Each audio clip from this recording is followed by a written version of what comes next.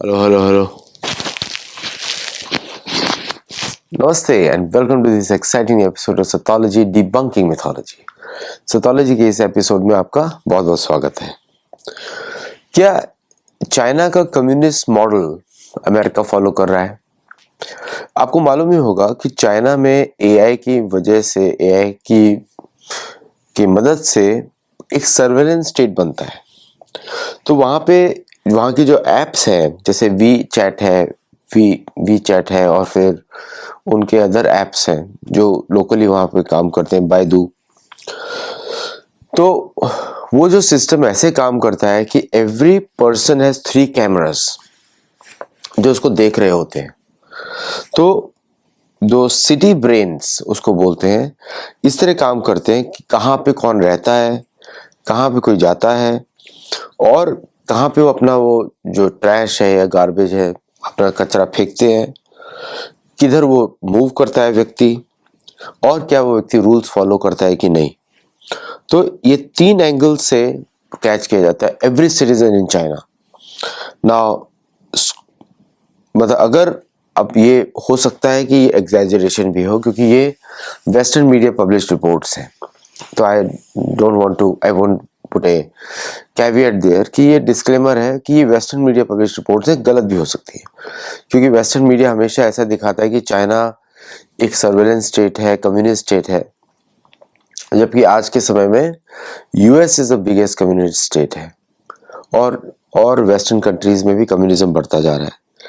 तो स्नोडेन ने एक वार्निंग दिया था कि if any of your activities differ from what the government wants, you won't get on A train.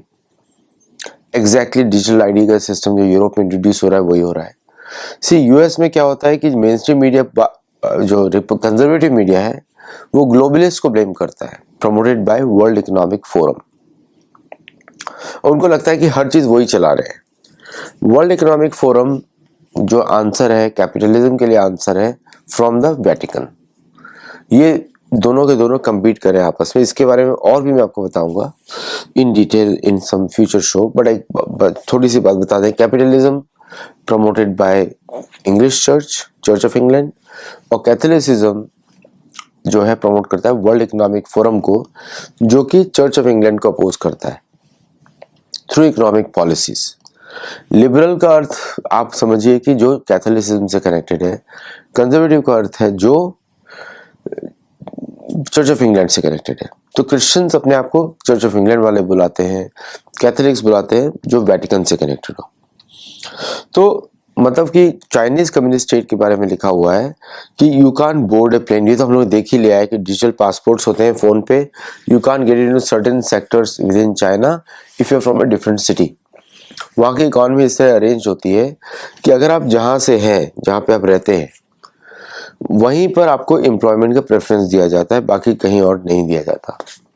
अगर कहीं से आपको कहीं और मूव करना है तो you have to go through the Chinese system, किस तरह डोमिसाइल चेंज की जाती है, and then only you can get an employment in that area, specially for the government sector jobs और सम प्राइवेट सेक्टर जॉब्स। तो मतलब अगर आप सपोज शेंजन में रहते हैं, सिचुआन में रहते हैं, और आपको जॉब चाहिए शंघाई में, तो you have to apply and change the location of your residence, domicile change करना पड़ता है, and still you won't get the same tax benefits like others do।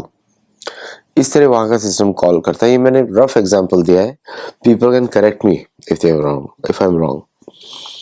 अच्छा, ये जो एल्गोरिदम्स है चाइनीज एप्स की या चाइनीज एआई सिस्टम की, ये एक्चुअली रेस्ट्रिक्ट करती है ह्यूमन मूवमेंट को from one sector of China to another sector of China.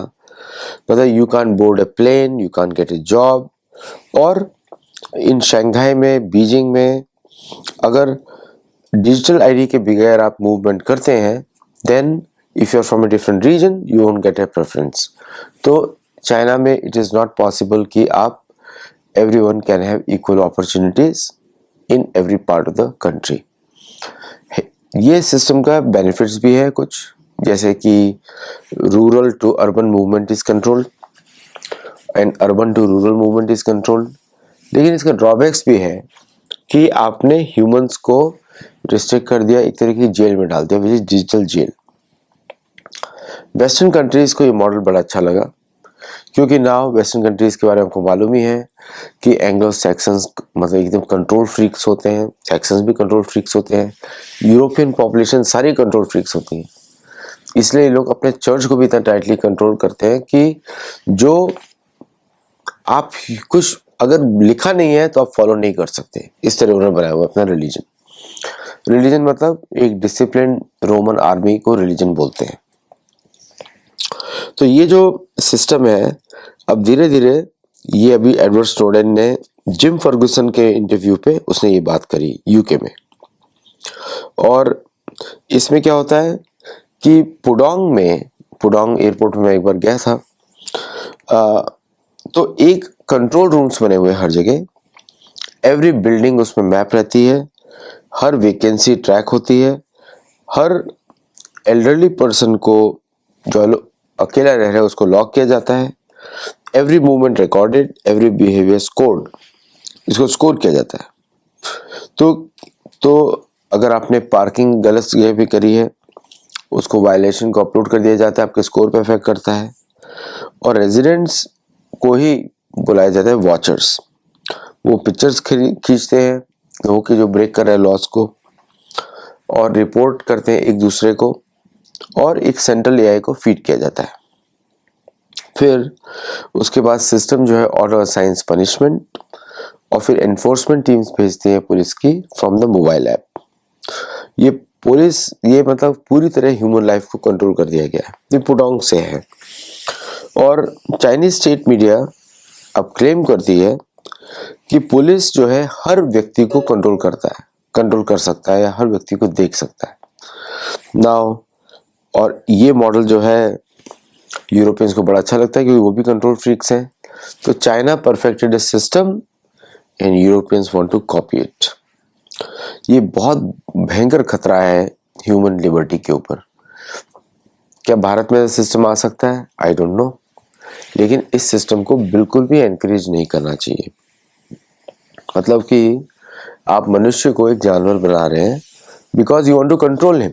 जैसे वेस्ट में क्या होता है, every human being is a resource नहीं होता है। मनुष्य तो सबसे महत्वपूर्ण शरीर है, उस शरीर के माध्यम से हम काफी चीजें करते हैं, इस मतलब कर्म बंधन से मुक्ति प्राप्त करने के लिए। इसका कुछ भी संबंध नहीं होना चाहिए कि इसको कमर्शियल तरीके से इसको देखा जाए। तो शंघाई में जो चल रहा है वो मुझे लगता है Ottawa, London, Berlin, Auckland, New York और यूएस में भी आ सकता है। नाउ क्या इसके पॉसिबिलिटीज क्या है? इसकी पॉसिबिलिटीज आर 110%, क्योंकि अमेरिका में सोशल सिक्योरिटी तो ऑलरेडी सेंट्रलाइज्ड है, और प्लस बाकी टैक्स इंफॉर्मेशन सब जगह रहता ही है, एंड प्लस पैलेंटीर का जो सिस्टम है which is acting very strongly, जो कि इन सब चीज़ों को कंट्रोल कर सकता है। तो नाउ अमेरिका में वो सब बिल्डिंग ब्लॉक्स हैं जो इस तरह के सर्विलेंस स्टेट को बनाए।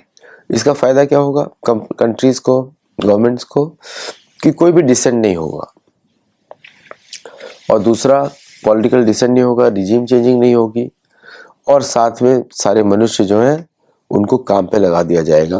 किसके लिए? कुछ ग्लोबलिस्ट के लिए, कुछ प्रॉफिट्स के लिए। तो oligarchy is will actually control every single human being, और जो भी व्यक्ति ऊपर जाएगा वो सरकार की वजह से ऊपर जाएगा। तो क्या ऐसा हो रहा है कि चाइनीज कम्युनिस्ट मॉडल को वेस्टर्न कंट्रीज फॉलो कर रही है? लगता तो ऐसे ही है। Beginning from Europe, digital ID आते ही there will be no free European, there will be no free illegal immigrant. मुझे लगता है कि जो भाग कर गए थे मिडिल ईस्टर्न कंट्रीज से, वेस्ट एशियन कंट्रीज से, उनके लिए तो ये बहुत बड़ी मुश्किल हो सकती है वहां पर। सो दिस इज, ये कलयुग है। कलयुग में सज्जन लोग भाग जाएंगे टुवर्ड्स जंगल, क्योंकि इस तरह के सिस्टम्स आ जाएंगे जो एक मनुष्य को जानवर बना देगा। तो कैसे हम बचेंगे? बच सकते हैं अगर हम वेदों को फॉलो करें। तो आज के लिए बस इतना ही। Namaste and Jai Jagannath. Do become a member and do subscribe and let us know your feedback. Namaste and Jai Jagannath. Thank you.